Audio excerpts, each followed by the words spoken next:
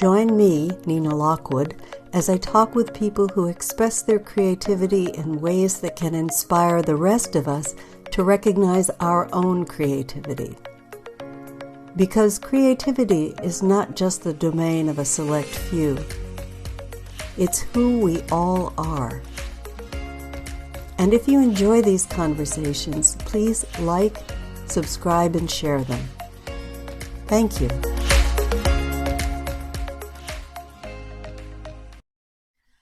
Hello and welcome to Creativity Conversations. This is episode 52, I believe, and we are especially fortunate to have Greg Menendez with us today. Hey, Greg. Hey, Nina. Thanks for having me. Oh, it's going to be fun. So, Greg. No pressure. No pressure. So, if you've been on these calls before, you know that what we basically do is spend an hour deconstructing creativity and how it shows up for everyone, because we are, at least I am, in the business of pointing people kindly but insistently that we are all creative and that creativity is who we are. So today with Greg, I'm going to start by reading his bio and then we shall see where that takes us. So Greg is a facilitator and coach whose passion is to help people, teams, and cultures realize their potential. When Greg was just 5 years old, he asked his father, who's a doctor, "Why do we have two brains?" pointing to the squiggly bit in the head and the stomach. Since then, he's held a deep fascination for how the brain and now the mind works. This fascination in human behavior led to a career in brand marketing, culminating with Greg being the marketing director at Nike New Zealand. There's an old adage in branding which says, strong brands are built upon an emotional connection. So Greg sought to understand how people emotionally connect. Fast forward, Greg spent over 25 years advising business owners and leaders in brand strategy. And he observed a curious pattern in performance variability, which didn't appear to be related to intelligence, industry experiences, or resources. So what was causing this variation in human performance? Greg was fortunate to come across a new paradigm for human psychology that profoundly changed his life and explained that variation in performance that he had both experienced and witnessed in his clients. And Greg now shares this paradigm full time. Greg lives in New Zealand with his wife Anna and their 3 boys. Okay then, let's get this show on the road. Yeah, totally. What is your definition of creativity? My definition is there's 2 aspects to it. One is our ability to notice or surface new helpful thinking, to have a new idea, and that happens inside us. But the other aspect is to create in the world, which is to make real or to manifest, so to build something outside of us. To me, there's those two aspects. And since you've had this fascination with psychology, what's the connection between the two?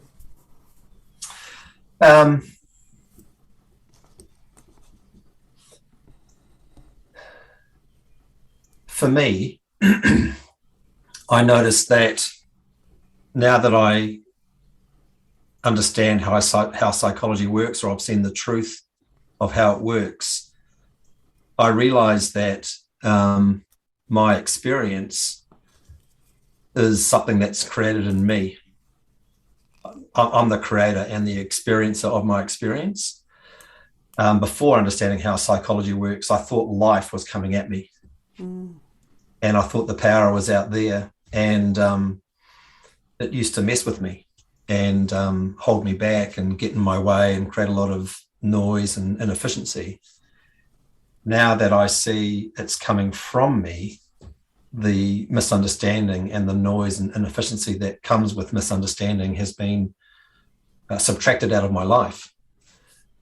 And as a result, I live in a lot more helpful new thinking. So I'm having helpful new ideas all the time in my life about every topic, which unlocks a lot of energy and curiosity and passion. And funnily enough, to give you an example, I used to have some unhelpful thinking in me. Part of my psychological noise was that I couldn't create in the world, which is a wacky idea, but, you know, we've all got some wacky thinking in us. And we're in life making our thinking true. So I was running around running around in life, having new ideas, trying to bring them to life, but I couldn't, because I had some previous thinking that I couldn't create in the world, and I was making that true. So I'd have these ideas, but I couldn't bring them to life, which is very frustrating. So I was in life winding myself up, and I didn't know I was doing that to myself. So when I realized this psychological truth, the noise went. I lived in a lot more helpful thinking, and I've been able to create in the world, which has been a big deal. It's been life-changing for me, so much so, as you say, I now teach this. Why do you think it is that it's so obscure that our thinking is generating our reality versus being dependent, our perspective being dependent on external circumstances? Obscure as in hard for people to see? Yeah. That's a good question. I think that there's two aspects. One is our reality, our experience is incredibly seductive. So we're constantly getting seduced and duped by our reality.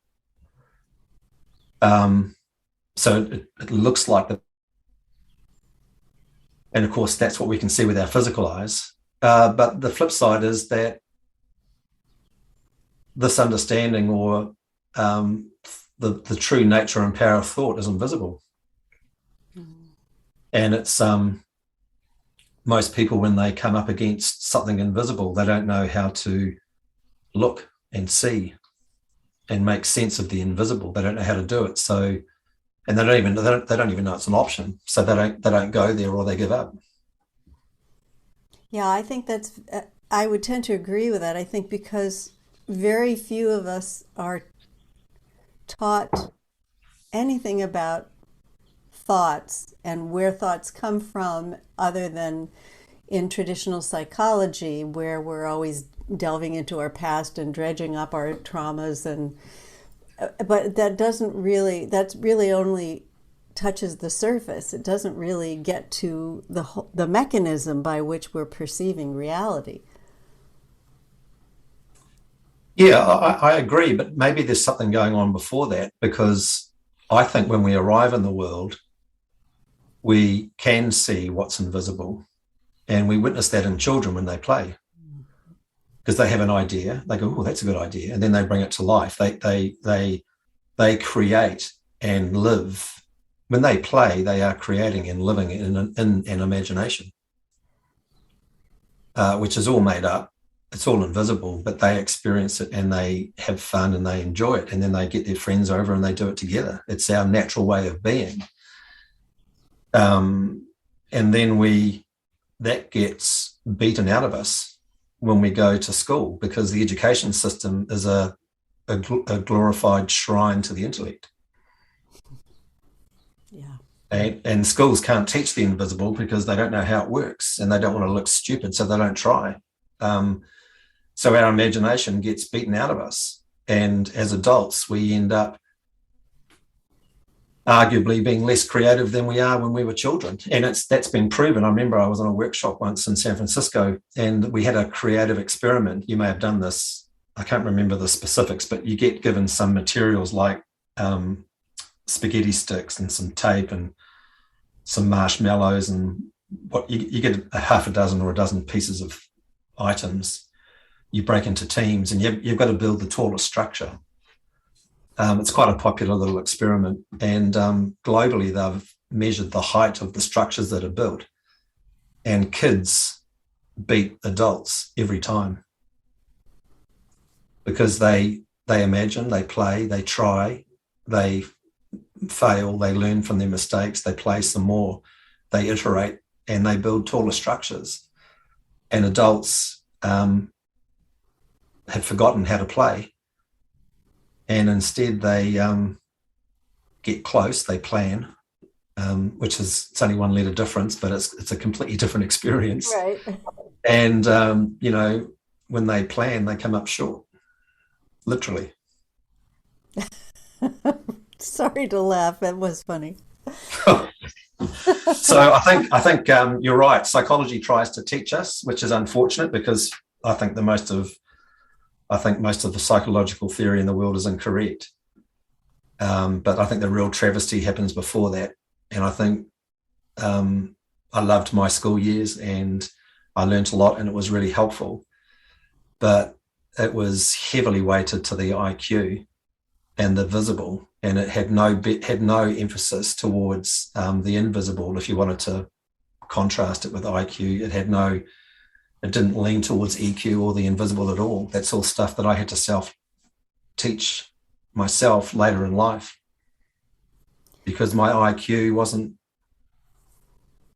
giving me the happiness and productivity and success that I think life naturally offers. Yeah. And don't you think that that's very common? It's not just a few wackos like us who have that experience, but that emphasis on IQ is so overwhelming and overpowering to the impulse to play.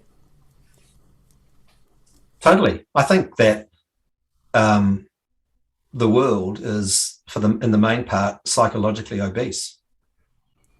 And I think our psychological obesity is I've got to choose my words, but I think it's a bigger pandemic than the current virus of the day. And it's equally as unhelpful and abhorrent, but in a different way.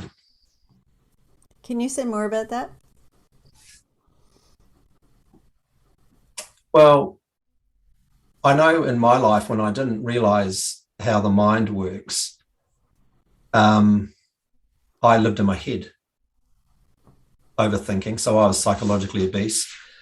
I was running around in life feeling insecure and unsafe and insignificant and less than, and I couldn't create, blah, blah, blah. I had my own little party going on upstairs with, a whole lot of made up shortcomings about myself and life. And then ego shows up, because my ego's there to try and make me happy and productive and safe. And I was unaware that I was insecure, and I was unaware that I had ego. And yet I was doing the best I could. And how that looked is that sometimes I would come up short or misbehave or be harmful and hurtful to others, which was never my intent, but that was the best I could do at that time. And I didn't have an open mind. And it's only when I reflect on my journey and when I work with clients, what I notice is that when people's minds open, it's natural for their hearts to open. In fact, it happens together. And living with an open heart is, I think, the only way to experience the gift of life. Well, And there's a lot of people running around that aren't open-minded or open-hearted, and they live in scarcity and fear, and that just perpetuates. And if you look at what we've created in the world, if you look at, for instance, food and the industrialized way that we live and the industrialized food system, the food system is all based on scarcity and making profit for a few shareholders. Another way of saying that, Nina, is it's devoid of love. mm-hmm. So we are eating food which has no love. And one of my clients, as an example, when he eats pizza in the US, he gets quite sick. When he travels to Italy and he eats pizza, he doesn't. big clue there, because when they make pizza in Italy, they do it with love. The ingredients, going to the market, the person growing the tomatoes, the person making the pizza, it's full of love. And he enjoys it without any reaction. And that's the opportunity we have for the world and our society as a whole. I think it's a wonderful point you're making. There's a terrific documentary called Salt, Fat, Acid, and Heat that was made by a woman who is a chef and a well-known chef from the San Francisco area. And one of the things that came through in that documentary over and over and over again, I think she starts in Italy and goes to Japan and travels the world and talks about different components of cooking, was how much love these farmers and people who were producing food, how much love they actually put into what they were doing. In generational families who've been raising pigs for hundreds of years, or creating soy sauce that takes months and months and months to actually go through the refining process rather than 30 days, And it was really remarkable. And I think you're right. I think that there's an energy to it that is missing in most places. Even if you trick up a plate to make it look beautiful, it just doesn't have that vibe to it. Yeah, totally. Yeah. I mean, and we know this is true. If you look at Professor Emoto's work from Japan, he would take water and play music or write words on it and photograph the crystals as they shifted from, ambient temperature to freezing, and they'd form an ice crystal. He'd take a photograph of it. And of course, it's all vibration, it's all energy. And when he put love on the test tube, it would create a beautiful crystal. Yes. In fact, I used to have a raw vegetable juice company in New Zealand a few years ago. And I was aware of that. And we actually called the business Love Juice, so that it was actually part of the name. We had a heart as the logo.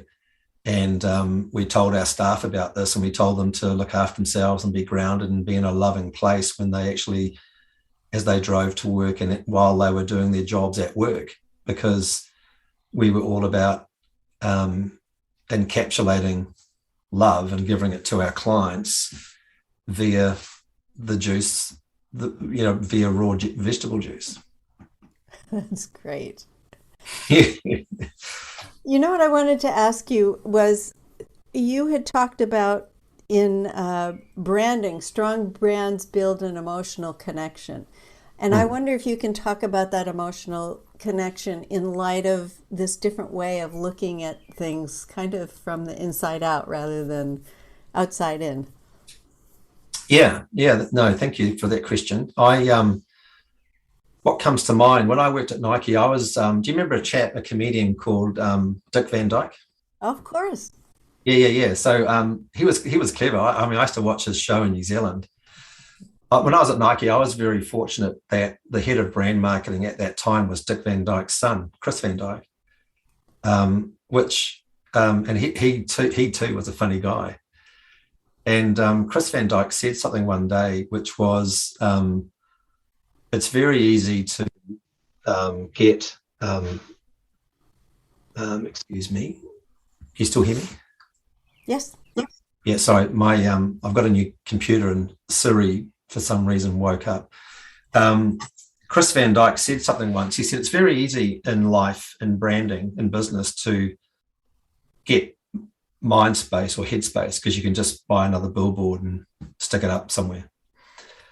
The real trick is to create heart space. And that really touched me, and it's impacted all of my work in branding. And ultimately, I think that it's all about finding what do you care about, what's near and dear to you, what do you love doing. Tell the world what you love doing and why you love doing it, and you will naturally attract people who love what you love. And when that happens, you create a naturally abundant, thriving ecosystem of provider customer, and good things will sprout and grow from that. So that's the opportunity we've got. And I looked at psychology to try and understand how people emotionally connected. And I'm dyslexic, so looking at psychology was probably a foolish thing to try because it had a lot of long words. There's lots of like I don't know why they use such long words. It's like they're trying to confuse us, you know. It's like, are you trying to actually educate me or confuse me? But anyway, to me, the analogy that came to my mind, Nina, is that psychology looked like a rubbish bin, or in your part of the world, a trash can full of 50 different species of snake. Each different species was a different psychological theory. And they were in the sunshine, they were in the limelight for an hour saying, pick me, I'm the truth, pick me. But then, you know, when their hour was up, they would be subsumed by another snake. i.e., it's just a big argument. It's a big bag of confusion. And when people are locked in argument, it's a tell. And what it tells us is that they haven't arrived at the truth.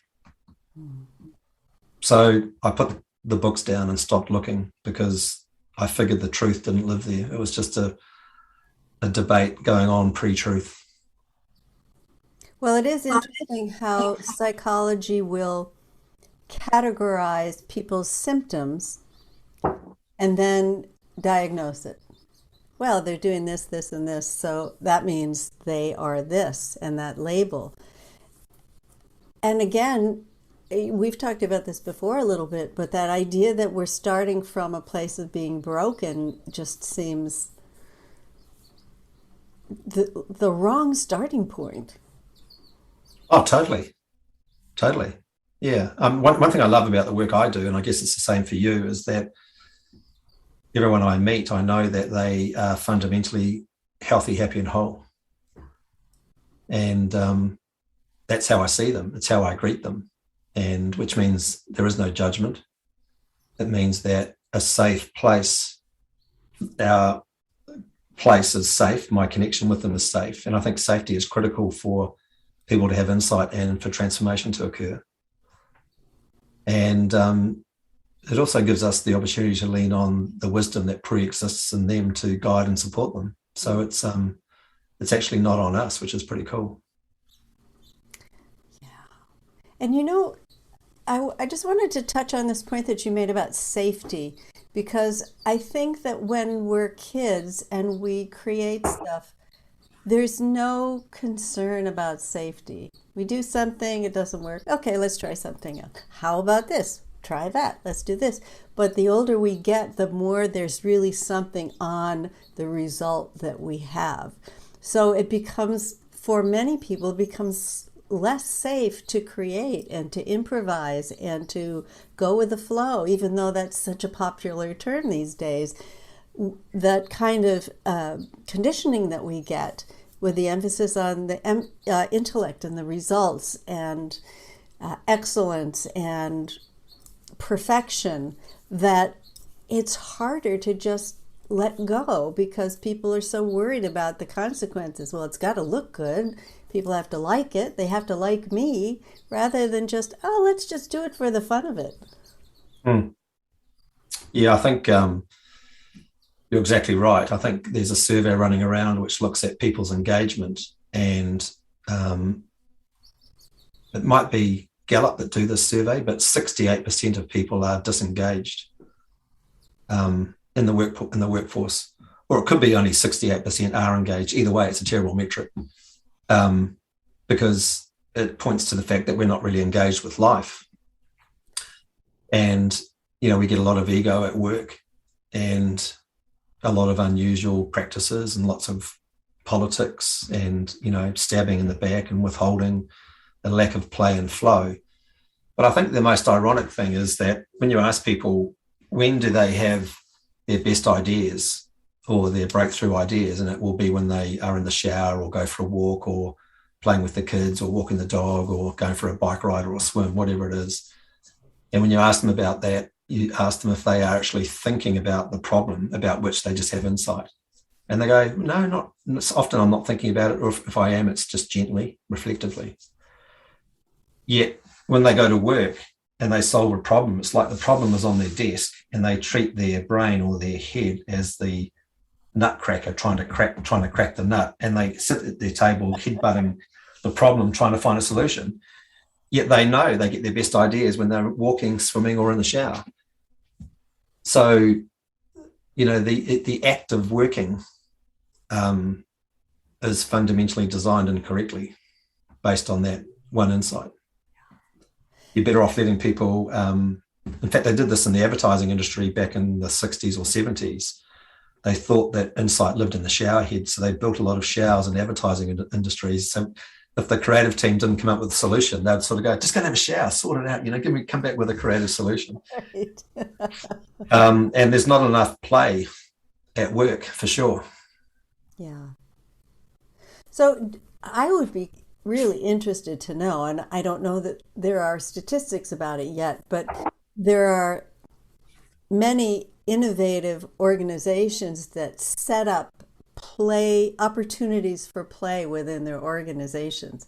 I would be really interested to know how effective that is in getting people to come at solutions in a way that isn't just intellectually oriented. Do you have any idea? No, I don't. But what comes to mind is, speaking for myself, when I did brand strategy work, often you'd end up trying to solve an incredibly complex problem. And I would have insight which solved the problem. And I'd be very grateful, because I'd go like, that's it. And when I looked at the solution, there were often aspects to the solution that I'd never actually witnessed in my life before, i.e. there was actually genuinely new things that just sort of showed up. And I was always blown away by the clarity, power, and simplicity and newness of insight. And I used to, I guess I was a bit of a geek, but I used to count them, because... Did that help? No, it was just a sort of a factoid, an interesting factoid. It didn't help. And I used to have 2 or 3 a year. And I tried to increase that. Everything I did to try and increase my insights, none of it worked. And some of the stuff I did was pretty wacky, but none of it illegal, but none of it worked. And then when I realized how the mind works, which itself takes insight, because that's a non-intellectual phenomena. It's our mind's eye seeing something, not the physical eye. Yeah. I went from 2 or 3 insights a week to 2 or 3 insights a year to 2 or 3 insights a week, sometimes a day, often a day. And that's the same for my clients. And when I work with teams, corporate teams, I remember working with one team. The CEO gave them a problem to solve, and they solved it with a breakthrough new solution in 18 minutes flat. And I asked them, I said, how long would that have normally taken back at work? And they said, weeks, if not months. And having worked in the corporate world, I went, yeah, that's fair. And I said, to what level of quality? Because they came up with a really lovely idea. And I said, what sort of quality of solution would you have got back in the office? And they said, average at best. And I thought that was a bit harsh. And I turned to the CEO and I asked him, I said, that's a bit harsh. What do you think? And he goes, no, that's fair. That solution I've just witnessed is if I paid an external creative agency a lot of money to come up with a solution.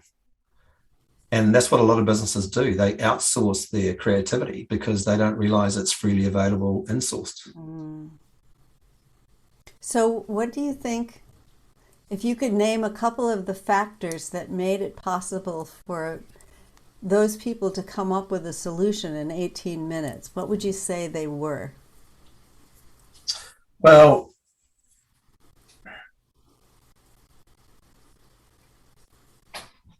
with respect, I think that's a tricky question, or a dangerous. Any way you'd like.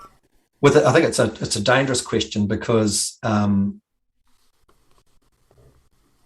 think the condition for success is a living intelligent phenomena that's available inside us, and it will do whatever it needs to do to give us the answer. And realizing how that works is transformative, and the language that we use is that you just live a more grounded life, and when we're grounded, it's natural for us to have insight. Giving someone some conditions, because I think life is the condition.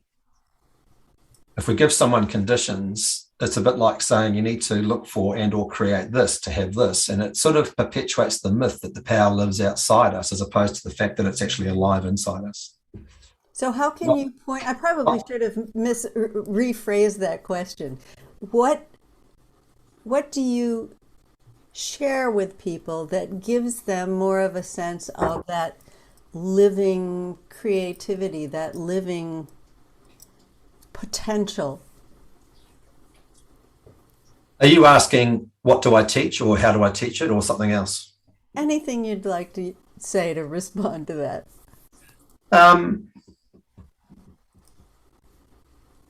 Well, it's interesting actually, because this morning I was talking to a wonderful human being, not too far from you. He's in Boston, and we talk every 1 or 2 months, and we have wonderful conversations.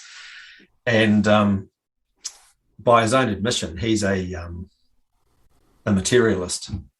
So he believes in the what you can see and the black and whiteness of life. But we had a conversation, and he's got a little bit of a very, very small health issue. He's got some pain in his body, and we talked about it. And he mentioned something else in the conversation, and my mind drew a connection between those two things for me. It showed up in me. One of the cool aspects of insight is that what is true for us, or true for whatever it is we're looking at, will resonate inside us as insight. We feel that. It resonated in me as being true, and so I shared the connection with him, and it rang true for him. And I essentially said, did you notice that? Did it resonate in you or ring true? And he went, yeah. And I went, cool. And I said, how do you explain that as a materialist? Which you can't. I mean, materialism can't explain consciousness. Right. And that's a classic ongoing argument in the spiritual world. Is it consciousness what supports everything, or is it matter into which matter encourages consciousness to be first? It's like the chicken and the egg question. Yeah, well, Albert Einstein's got some lovely words and phrases around that very topic. I actually, on my last workshop, gave my clients a 2-sided document about Albert Einstein. So there could be something here that I read out. I just need to find it. So I think essentially when I work with people, I have them slow down. I connect with them and understand what they'd like to achieve in life, and we just go on a journey, which is my workshops are 3 days long. I think most people in our industry spend that amount of time with people, and that's been proven over time that it takes that much time at the moment for people to see something. Most people have that aha moment on day 3. Mm-hmm. So it's a really important conversation, but it appears to be a long conversation. It may change in its duration over time, but at the moment it's an important and a long conversation. And I try and be as playful as I can with my clients, because I think that helps lower their guard and their defenses. And I've been fortunate to be trained by a couple of gentlemen based in Boston who have been teaching this understanding to Fortune 100 companies for 20 years. So I essentially run a bunch of experiments with people, which helps people to see their psychology up and running in them in the moment, which itself is quite rare. So we run a bunch of experiments, and then people get lots of breaks. And it's when they go for a walk on the beach, or they walk to the cafe for a coffee in the morning. It's in that downtime that they have the aha moment. So I encourage them to relax. The more they relax, the more they see. And when they have that aha moment, the mind is stitching all of these experiments together into a single mosaic. And then they see the truth of how it works with the mind's eye. And that's people pivot. It's a transformational moment in people's lives, because they pop out more grounded, and they realize that they're already happy. Happiness doesn't live out there, it pre-exists on the inside.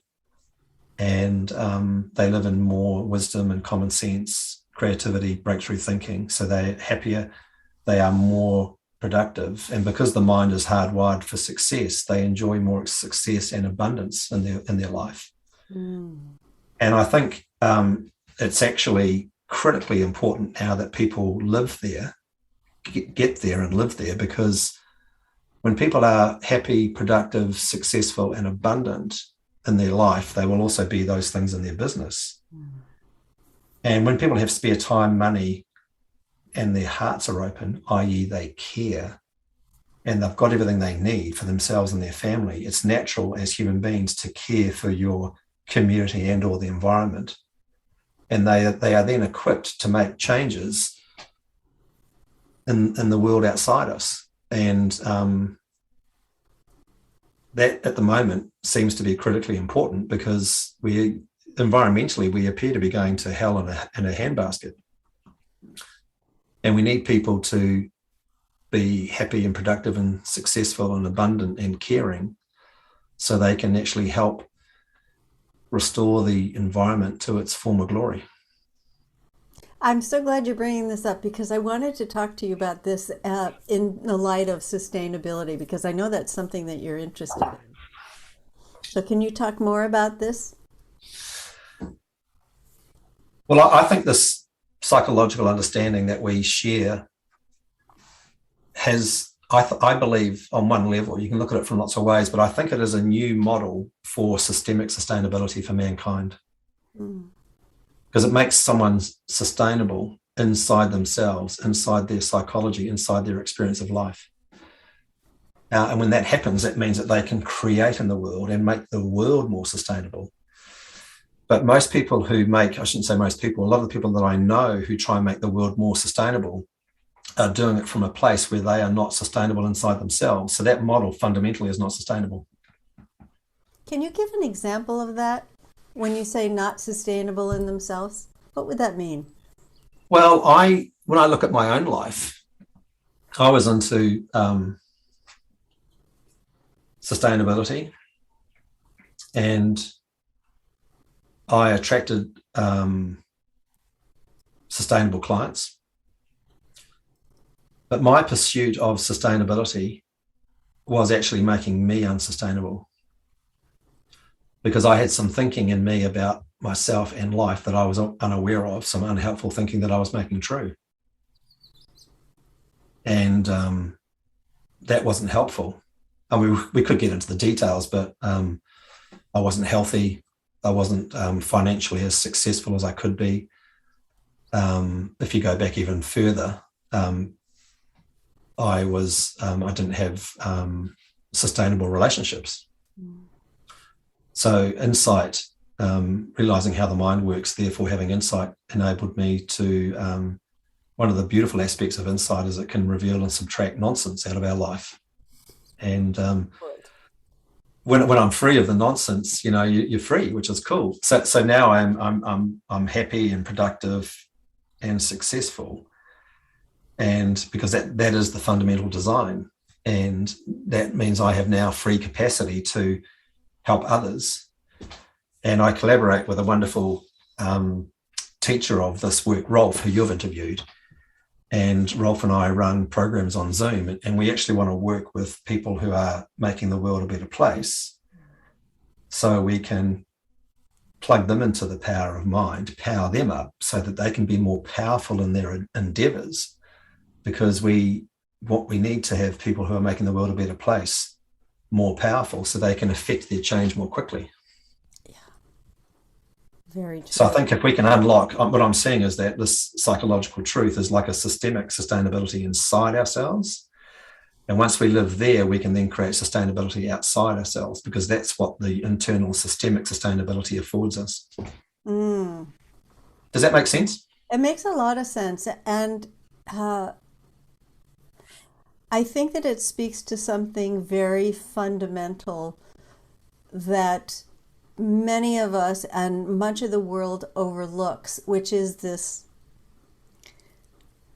we spoke about it a little bit earlier, that sense of wholeness and completeness, who we really are as part of our fundamental identity, that so many efforts to make things sustainable, to make change, are not based on that. They're based in a sense of lack, and we've got to do something to make it better, rather than coming from a place of already betterness.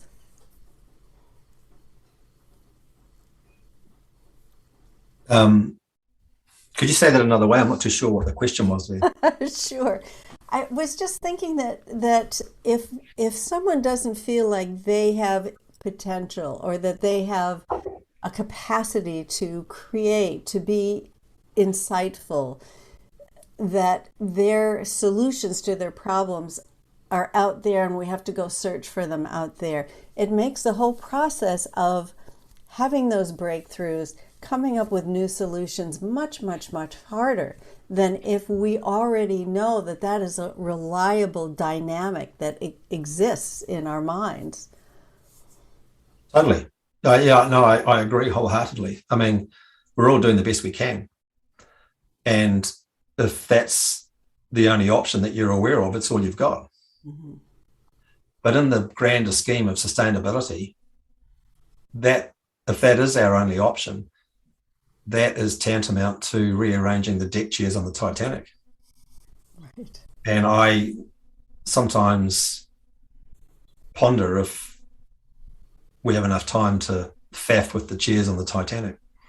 Yeah. I don't think we have. And, if people create from lack, they're just going to create lack outside them. Yeah. So why not come home inside yourself where you're already whole and naturally abundant, and create, it's already awesome on the inside. You can just create more awesomeness on the outside. Now that's a very simple way of putting it. I think simplicity can be advantageous, right? And I think it's highly underrated, because simplicity often, for many people, has a connotation of being, elementary, childish. Yeah. Devoid of intelligence. Right. Hence, psychological obesity, right? Exactly. Yeah, the ego doesn't like simplicity. Oh no, there's nothing to chew on. Yeah, exactly. Yeah. But I mean, that's one of the wonderful things about insight, is that they're deft, aren't they?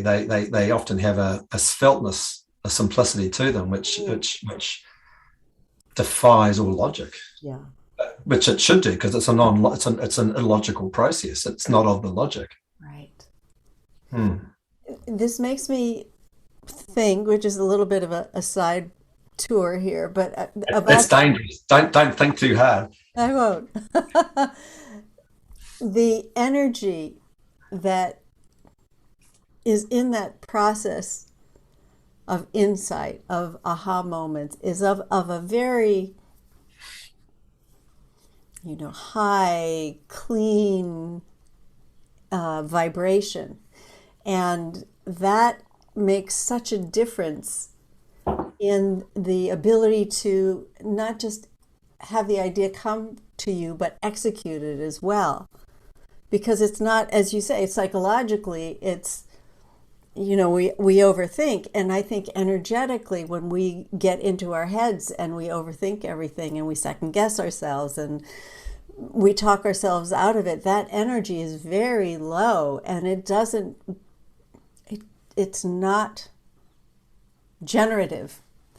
It doesn't allow us to come up with stuff, because it's like that scarcity mentality, only it's fraught with complication and a vibration that is sticky and just doesn't provide an ease for ideas to come through. Mm. Yeah, it's I agree. I find when I overthink, it's like a black hole, and it takes energy. It's energy sapping. Yeah. In chemistry, they would call that endothermic because it takes energy. Whereas insight is the opposite. It's like an energy release. Yeah. In chemistry, that would be exothermic, and it has an energy or a vitality to it, or a vibration. It's all the same thing. Thankfully, we noticed that. Otherwise, how could we discern insight? Yeah. We couldn't. And of course, sometimes it can give us energy in the form of inspiration, which leads to inspired action and inspired results. And when people live an endothermic life and the energy gets sapped, it will slowly decrease and sawtooth down over time, and you end up losing your mojo. And if that carries on, you'll get depressed, right? And I got depressed for a while, and everything in my life went pear-shaped, and I got out of it with one insight, which was amazing. So it's really nice. I think to be alive, life is inherently a vital experience. Vitality is built in, and we have the capacity to take energy, psychological energy from life via insight, which can energize us, and we can use that to create amazing things in the world. And it's you have a good time. It's good fun. And why not have good fun? Totally. It's amazing how many people think that life isn't supposed to be fun. Yeah. Well, this morning I played some music. I had a client on a workshop last week, and their initials are KC. And this morning I had this. I was reminded of a band when I was young. You probably know it, called KC and the Sunshine Band. Oh, yes. I can't remember how they looked, but I remember their songs. And so I loaded Spotify, and I had that blaring in my office, which was cool. And I busted out a little shimmy in the office. Fancy that. Yeah. And it's like, it's a good thing. I mean, how many people dance at work? Not enough. Or at home. Yeah, totally. So like I try and dance every day, but I don't have a checklist. I don't keep a gratitude journal and a list of rituals that I need to do to have insight. Like if I'm inspired to dance, I'll bust out a shimmy, and if I don't, I don't. I sort of let mind guide me. And then curiously, that person and another person rang on a three-way call as I had the music playing, so I was able to play the music to them. Because the mind and insight is like sunshine in our life, and I was reminding her that she's got this backing band full of goodness available for her, which is pretty cool. And our job is just to remind people that it's there. Yeah. Because school has us forget. Yeah.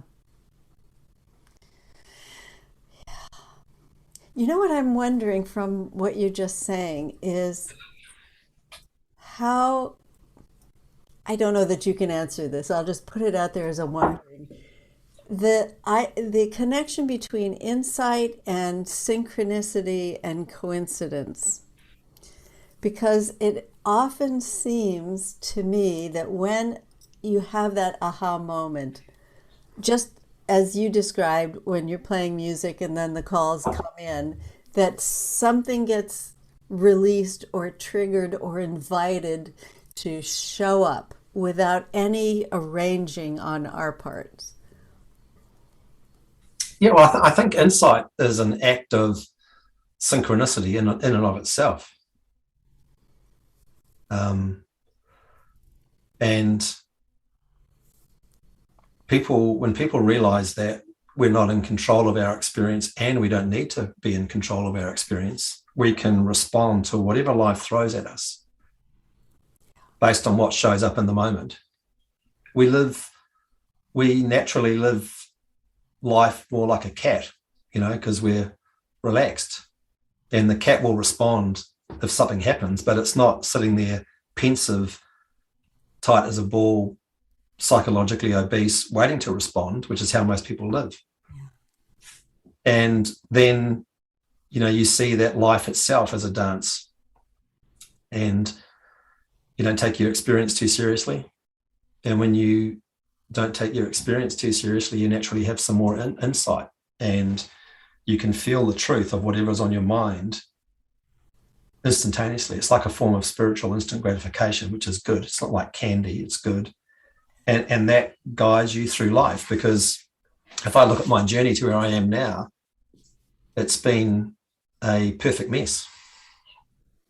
I couldn't have created how I got here. We are not the architect, and we don't need to be. I bet. Here's a question for you, because I have an answer already in mind, but I'm interested in yours. Is that so many of us are conditioned to believe we have to have the answer, that we can't let go of control because everything will fall apart if we do. So I'm wondering if there's a connection between that need to hold on and keep everything in place with how long it takes people to slow down and settle down. Because you were talking about how it often takes a couple days before people really can take a deep breath and not feel encumbered by all of their problems. Yeah, well, I think you're pointing to a true phenomena. And I hate to pick on the education system, but part of it is related to schooling, because they, that we have tests and you can be right or wrong. And avoiding being wrong is just a form of control. Wanting to be right is just another form of control. And how we be right, or how we be right and how we be more safe for most people, the path to get there is psychological, because they don't realize that they can get there by relaxing and playing. They just don't know it's an option. So I think when people think that they need to control in life, and there'll be some thinking behind that, that's what contributes to overthinking and psychological obesity. Yeah, that makes a lot of sense. Yeah, and when people do that, they it's a bit like they're doing their own thinking for themselves. And when people do that, for the most part, they're just leaning on what they already know. So most of the thoughts they are accessing, if they could smell their thinking, they would have a whiff of staleness to them. Yeah, recycled. Yeah, because it's all old. Whereas mind it's this living intelligence, and it beats your heart and has your lungs breathe, and it heals the cuts on your hand, and it blinks your eyes. It's running the whole system. It can do your thinking for you too, which is pretty cool. And when people have that insight to how it works, I think what comes with that, there is a surrender that comes with that insight, and you stop holding on to your personal thinking system so tightly. Your grip is loosened, and that creates a crack in the spiritual door. And then it's game on, right? So there's a relationship between creativity, play, and spirituality. Totally. But I think spirituality's had a bad rap. I think, yeah. Well, it's, some people would say that that's what gave birth to materialism. The church system got too powerful, but that would be a different call. I think spirituality's got a bad rap because people don't understand it, and they think it's woo-woo. Yeah. And I make a point to people that the mind is invisible, it's formless. but it's alive and living in you, and you can feel it. It's like a force field, or we're living in a field of intelligence. And people know that to be true because they realize that insights are not the result of effort. They are not man-made. They are mind-made, man-received. So you can prove that this is the case. So just lost my way for a second. So when something is formless or spiritual, when something is invisible or formless, calling it spiritual is an appropriate adjective because spiritual is of no form.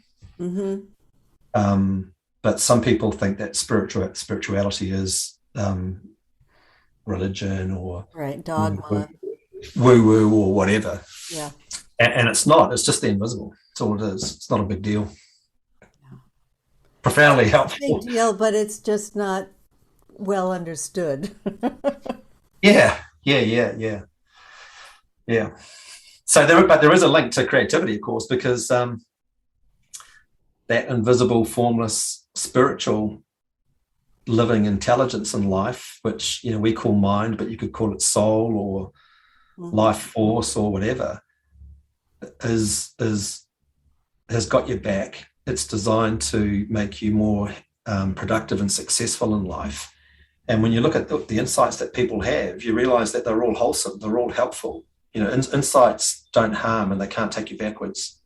Right. So it is a beautiful thing to surrender to and to fall into, because then you are guided and supported through life, and you can have more helpful, positive, transformative impact in the world, which that's our role as leaders. And we happen to be in a place and time where it's sorely needed. Well, that's a really good way of saying it. And besides, it feels really good. Yeah, totally. Like you get at that part. Yeah, exactly. You get to enjoy the ride, right? Yeah, right. Instead of feeling responsible for it. Yeah. No, it's a good ride for sure. Shall I find that quote from Albert Einstein? Yes, please do. And then what I'd love to do once you let me know when you found it, but what I'd love to do once you share that is talk a little bit about the mind-body connection. Oh, yeah, cool. Okay. So I'll just ramble off a couple of things. Concerning matter, we have been all wrong. What we call matter is energy, whose vibration has been so lowered as to be perceptible to the senses. Matter is spirit reduced to the point of visibility. There is no matter. So that's in the realm of quantum physics. Yes. Time and space are not conditions in which we live, but modes by which we think. Physical concepts are free creations of the human mind and are not, however it may seem, determined by the external world. Like, time is made up. It's a man-made concept. And then you've got people that are, trying to manage time. They're trying to manage a man-made concept, which to me seems pretty kooky. That's pretty out there. Time does not exist. We invented it. Time is what the clock says. The distinction between the past, present, and future is only a stubbornly persistent illusion. Here we go. I think 99 times and find nothing. I stop thinking, swim in silence, and the truth comes to me. Oh, that's yummy. Isn't that beautiful? Yeah, that's a good one. The intellect has little to do on the road to discovery. There comes a leap in consciousness, call it intuition or what you will. The solution comes to you and you don't know how or why. A human being experiences himself, his thoughts and feelings as something separated from the rest, a kind of optical delusion of consciousness. This delusion is a kind of prison for us, restricting us to our personal desires and to affection for only a few persons nearest to us. Our task must be to free ourselves from this prison by widening our circle of compassion to embrace all living creatures and the whole of nature in its beauty. our separation from each other is an optical illusion. There's more, but like I'm a big fan of Albert, as you can probably tell. I hardly knew what he was about or how he saw the world, and the more I find out, the more I'm enamored. Yeah. He was an amazing individual. Yeah, I mean, I think he was the E equals MC squared guy, right? He was. So, and that's which was a big deal, but I think there's more juice in this. Well, his way of coming up with solutions was play the violin, take a nap. I don't know if it was taking a shower, but but letting go of it. And that is in the nature of the whole creative process. You assemble some data, you're pointing yourself in a direction, and then you just let go of it. Yeah. And then the answers start to pop into your mind. Well, I think as we let go, we actually handball it to mind, and it can do the heavy lifting for us. Thank goodness.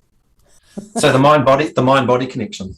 Yeah, we don't have too much time to talk about it, but I love to just dance around it a little bit because I know you've had some experiences with understanding something about the mind that has changed your physical well-being and other people as well. Yeah, so I used to suffer from a chronic sore back, lower back. I used to work at Nike, as you mentioned in the introduction. Thank you. And I love Nike dearly, but before I went to Nike, I used to run a lot, and I used to run in Asics or Asics brand shoes because they worked for me. And Nike back then, to my mind, didn't make the best shoes, and I could get a lot of them because I That's used to your get them confession free. moment. But I put my back out, and anyway. So the punchline is I had insight, and it fixed my lower back, which is really helpful, as you can imagine, because I'd spent a lot of money and time trying to fix it with physical interventions, and some of those are really helpful, but nothing gave me the ultimate cure. I've always had an interest in health and well-being. I noticed my clients having insights, and their health and well-being would shift, and some of them were having what the doctors would call incurable disease, literally being cured or leaving their body with one insight, which of course made me very curious. And this happened over 20 or 30 clients, and some of the conditions were pretty gnarly.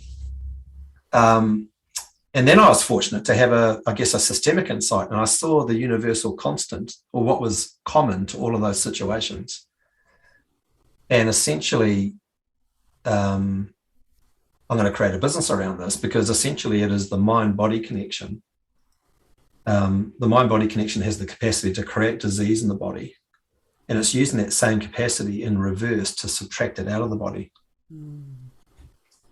Which, when you say it like that, is remarkably simple, and it is simple. People just need to see how it works. And so it'd be nice to have less suffering in the world. It'd be nice to be able to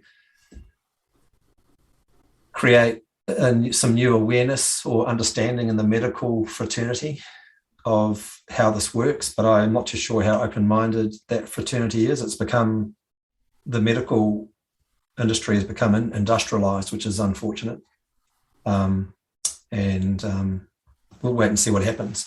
But it fascinates me. And I think when we live and work in our fascination, we have a great life. Well, that is really a wonderful point, to live and work in our fascination. I bet you there are so many people who never stop to ask themselves, what are they fascinated by? I couldn't agree more. And I think that there are fascinations inside us we haven't yet seen, which is great. I mean, I love that idea. But most importantly, fascinations are they're not a man-made creation. What fascinates me and what fascinates you, that's a reveal. It's revealed to us via insight. And we aren't in control of that reveal, and we don't need to be. But when it is revealed and you surrender to it and you play there, that is the best ride. It's like being asked to dance. Yeah, totes. Yeah. It's like life saying, "Yeah, do you want to come up to the dance floor and Right. shimmy with me for the rest of your time?" It's like, Right. yeah, I'm down with that. Oh boy. Well, I don't know how we did it, and I never know, but these conversations go so fast, and I think we're at the top of our hour. Is there one other thing or two other things you would like to share, and then to let people know how they can find you, what you're up to these days? I know you've got a couple workshops going on. Yeah, I can't think of much else to share other than to say thank you. I've really enjoyed it. It's been a real treat meeting you and getting to know you, and I've thoroughly enjoyed our conversation. So thank you for the opportunity. Oh, thank you.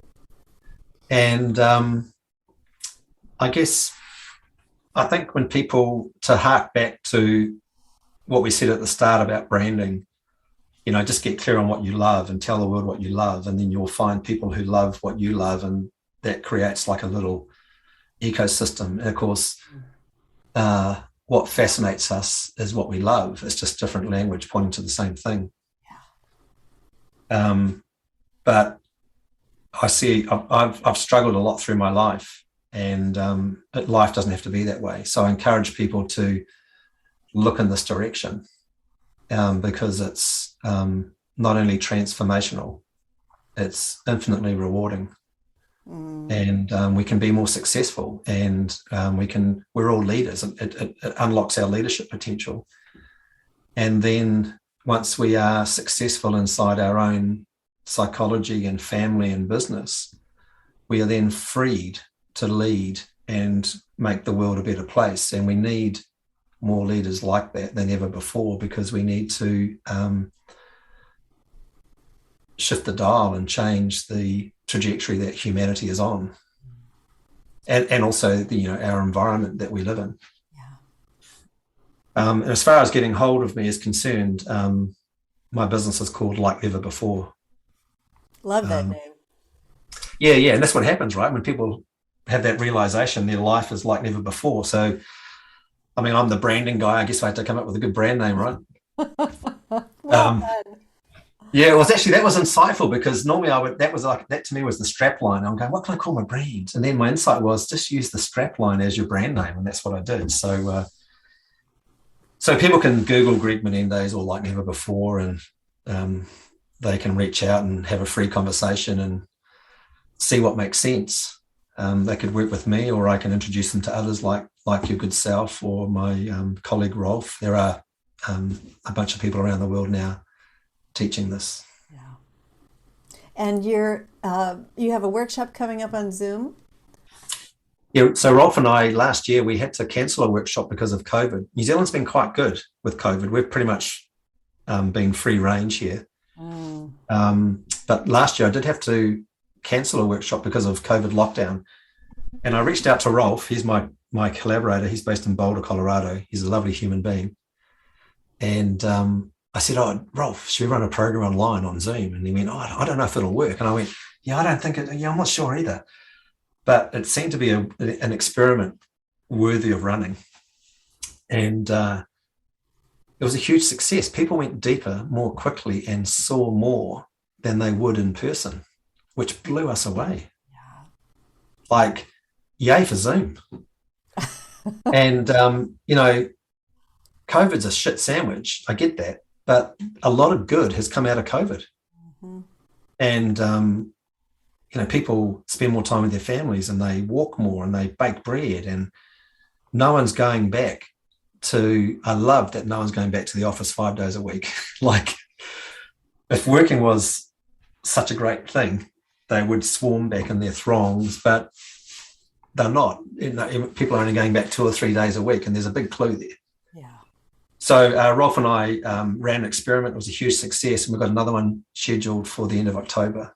And we want to work with people that are making the world more sustainable, so we can actually make them sustainable inside themselves, power up, and have more impact in the world. That sounds wonderful. Mm. So whoever is listening to this call or watching this call, like never before, go check it out. Thank you, Nina. Thank you so much. And thank you everyone for watching or listening. And we will see you on the next episode. Bye for now. Thank you so much.